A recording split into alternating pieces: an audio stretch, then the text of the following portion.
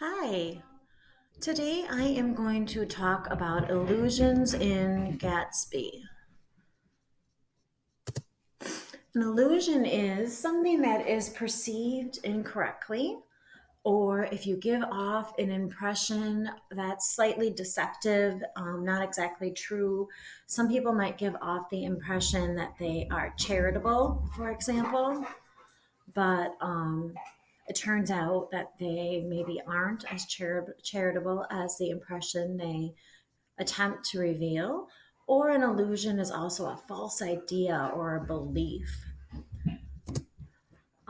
So Daisy is this illusion of, she's almost like a sacred symbol to Gatsby.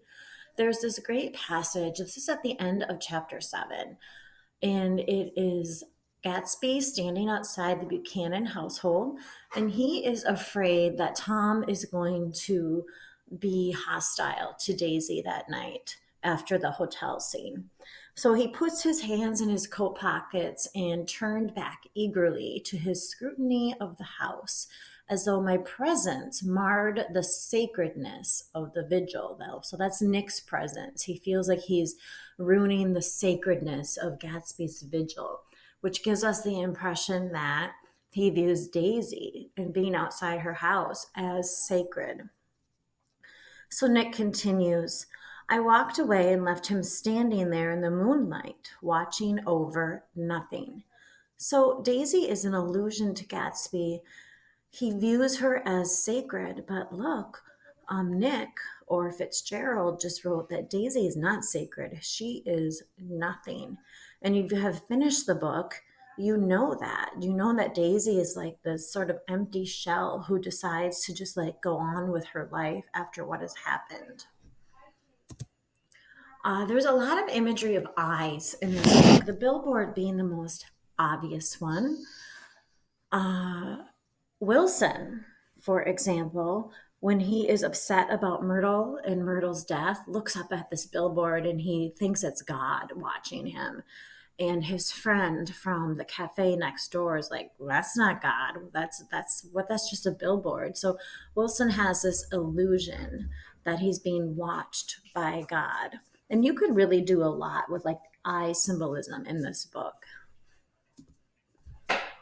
There's also Owl Eyes, a man with glasses that Nick just like names Owl Eyes. We never know his real name. And there's this great scene in the library, in the book and in the 1974 version. In the Leo DiCaprio version, it is not like it is in the book. But so this man is shocked that the books are real because usually people who have these giant libraries, the books are just like the outer shell of the book. They're for show. But Gatsby actually has real books, but they're uncut, meaning that Gatsby hasn't actually read them. So maybe you could argue that Gatsby's giving off the illusion of being educated. There's also the illusion of Gatsby himself. So people never really know who Gatsby is, like where exactly he's from, what he does for a living. It's alluded to. Nick titles the book The Great Gatsby. Is he great? He has some really good qualities. Is he great, though? Um, Gatsby himself is full of illusions of reality and doesn't understand, for example, that you can't create the past and so forth. The green light. The green light is a symbol of illusions, a symbol of things we dream of and maybe can't have. And so Fitzgerald does a great job of placing this imagery of green at the beginning of the novel. At the end of chapter 1, we have Gatsby reaching for the green light, reaching for like the impossible.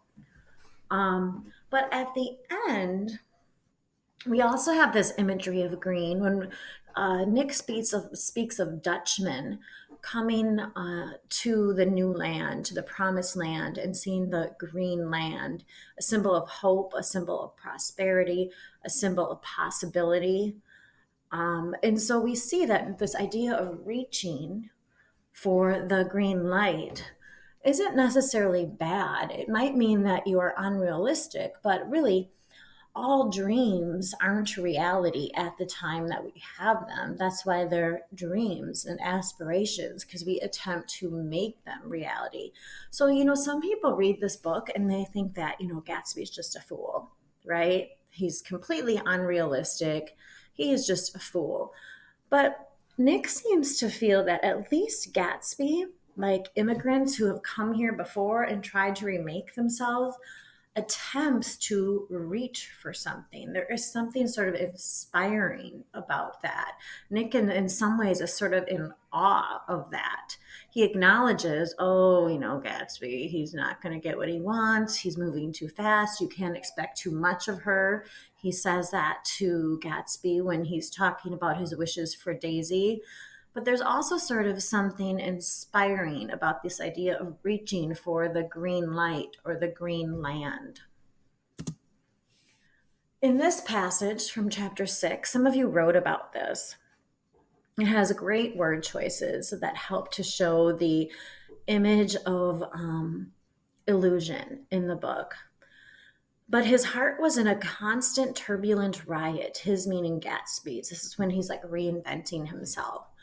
The most grotesque and fantastic conceits haunted. So something fantastical, I think of something fantastical as whimsical, like almost like Charlie and the Chocolate Factory type things.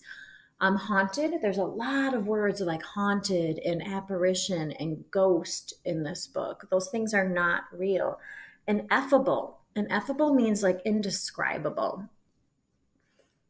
Fancies, things that are unrealistic, reveries, our dreams, your imagination. It's just that. It's your imagination. It might be about, you might imagine things that aren't completely possible, right? And then there's this great line, they were a satisfactory hint of the unreality of reality. So a lot of time, what Gatsby dreams of is unreality. We all know that. It's foreshadowed already in chapter 1 that this book is not going to go well. Gatsby's life is not going to go well.